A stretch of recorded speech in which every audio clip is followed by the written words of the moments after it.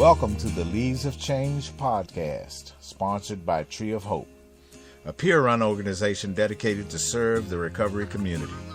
Our hosts are Melissa Caffarelli, Madison Rubenthal, and Anta Say. They regularly bring you inspirational stories of hope and recovery. Hey guys, it's Melissa here. And Anta. We're here with the Leaves of Change podcast, brought to you by Tree of Hope. We're here today with Shantel. Basically, she's here to just kind of tell us about her story in recovery. So, Shantel, if you want to take it away.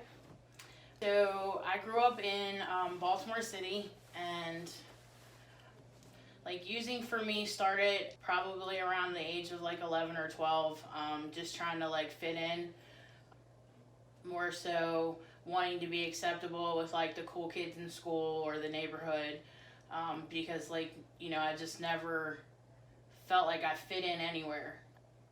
And it just progressed for me as I got older. The older I got, the worse my use got, and I got to a point where, it was I did anything necessary to supply my addiction. And, it meant hurting family, I didn't have friends in the end of my using. I had just isolated myself off to the world to a point where, I just no longer wanted to live the way that I was living.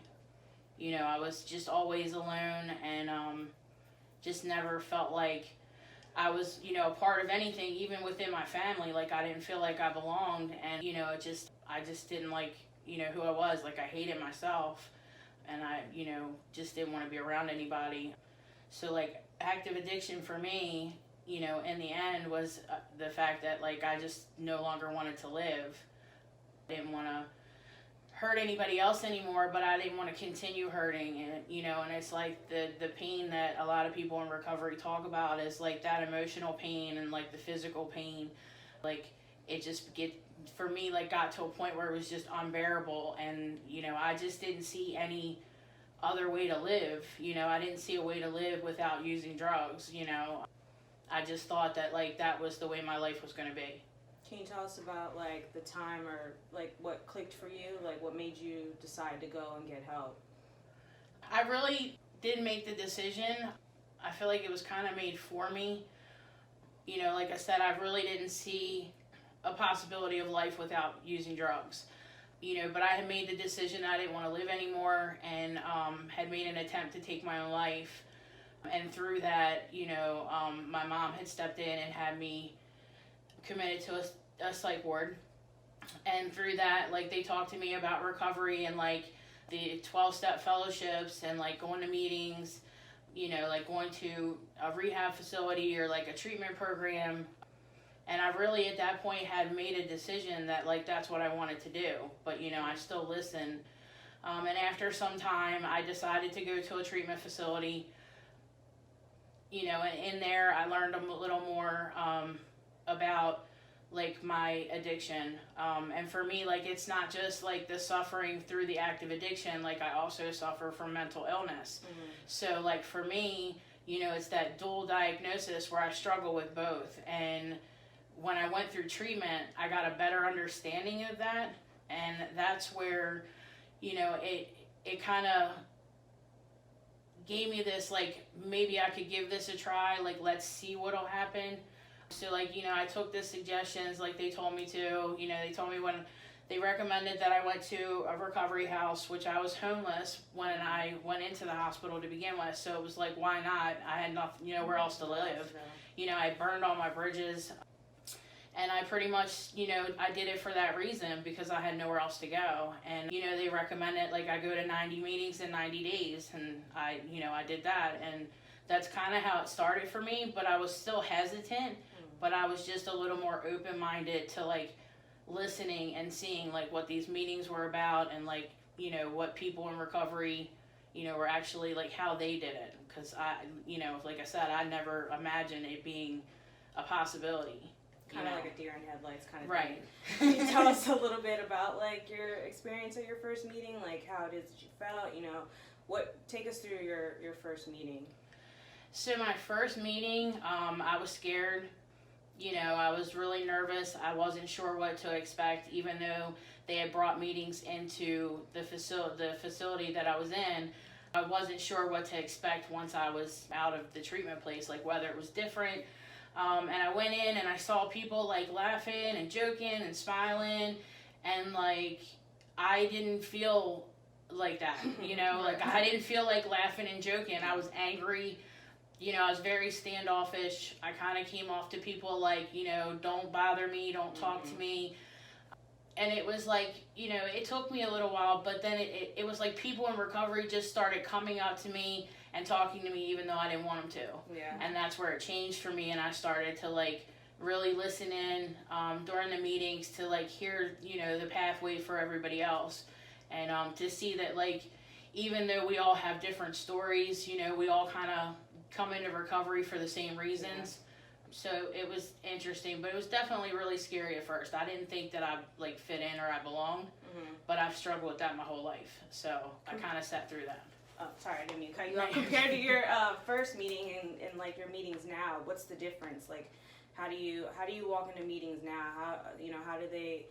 What keeps you clean and keeps you going to meetings today? So I'm really involved in like the recovery field.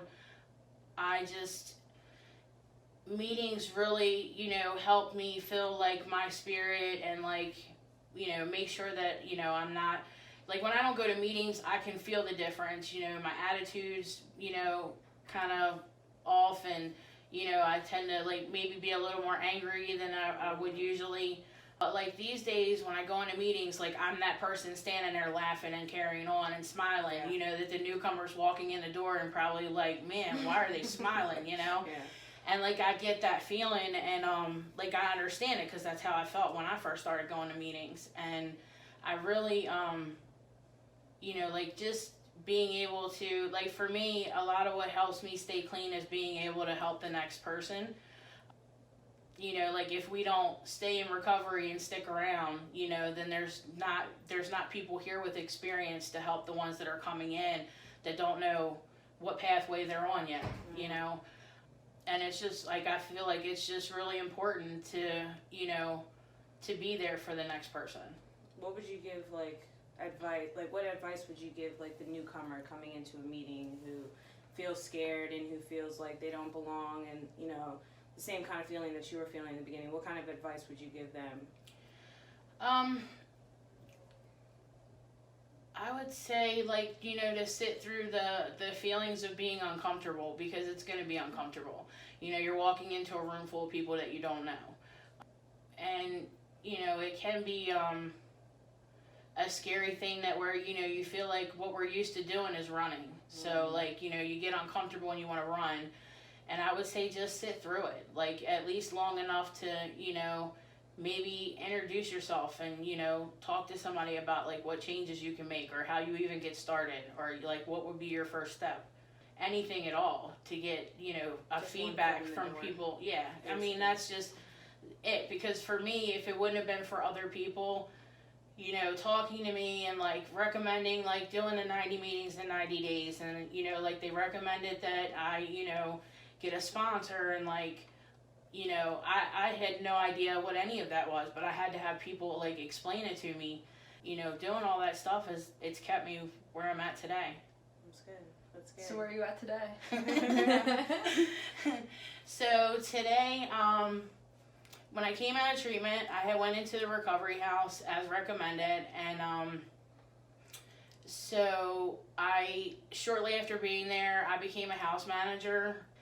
And through like doing what I'm supposed to, and like the next right thing for the next right reason, and just being there for the next person, giving back to people in recovery, helping wherever I can, my life has progressed to, I went from being a house manager to being a regional manager for the recovery houses, and I also went through the training for peer support specialist, which I'm actually getting ready to take the certification for that.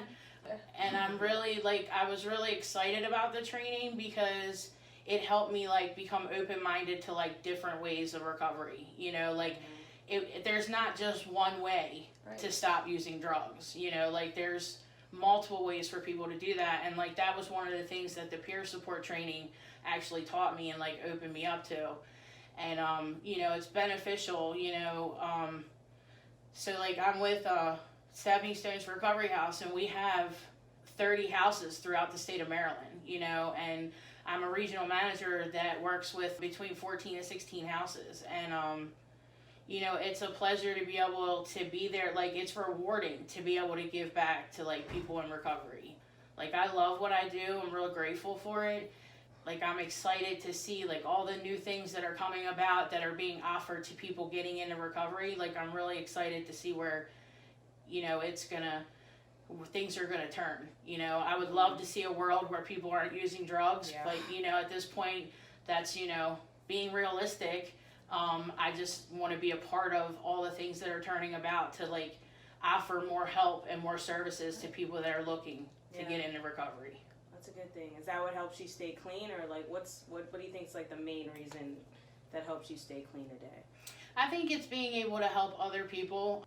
It's just something to like see somebody when they walk through the doors for the first time, or they come to their first meeting with a scared look in their eye, and then, you know, to see them a year later still in recovery with smiling and laughing, and like they have a life, and you know, they have a family, and you know, their careers taking off, something like that. Like, it's just it's a blessing to see. Like, I consider it an honor to be able to help somebody in their recovery. Like, I truly do. I never thought, I mean, I have sponsees today, like women that I help in recovery. Like, I never thought people, like, who would want to come to me for help, you know? Like, I was an IV user in Baltimore City that, you know, who would come to me and be like, hey, can you help me? But, like, today I have that. And I'm able to, and that's the great thing. That's a great part about recovery, I guess. Yeah, it is. Yeah. What's your going out message? Give us something to go out with. So I would just say, take it one day at a time. You know, don't get ahead of yourself and don't overwhelm yourself, you know, and reach out and talk to people, you know, and there's always somebody that's willing to help somebody, but you have to speak up and say what it is that you need. That's Definitely. Yeah, definitely. All right. Thanks, Shantel, for sharing Thank your you. message of hope. And Again, this is Anta, Melissa. and thank you. Thanks again. Thanks for listening to this episode of Leaves of Change. Stay tuned for more inspirational stories of recovery. For more information about Tree of Hope and more podcasts, check out www.treeofhopeassn.com. Also, like us on Facebook, Instagram, and Twitter by searching Tree of Hope Association.